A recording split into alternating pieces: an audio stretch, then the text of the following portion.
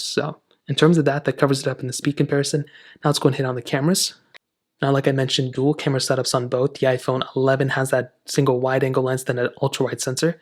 The iPhone 13 has a wide angle lens and an ultra wide sensor. So definitely, I think a better lens, 4K 60 on the front and the back. Now, in terms of the camera UIs, you pretty much have the same exact thing going on as well. So you have photo mode, portrait mode, all that good stuff. But the iPhone 13 mini does have cinematic mode, which I think is a pretty cool thing. It's awesome. If you have some video editing skills, if you have a DSLR, it's definitely not going to replace it. But it's a cool feature. It's like portrait mode on your video, which I like. And like I mentioned, I will always go ahead and demonstrate this in further videos, but it is a really cool feature.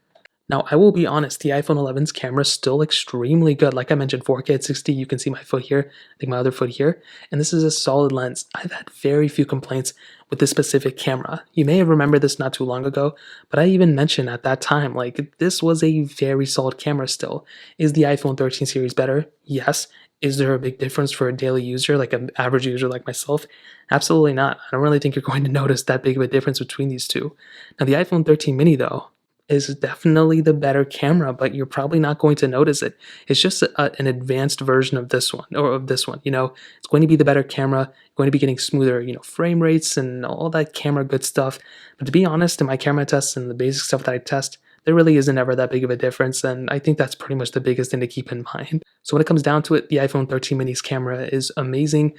It's pretty good. The 13 Pros are still good and better, but the iPhone 11's camera is still really good for the most part as well.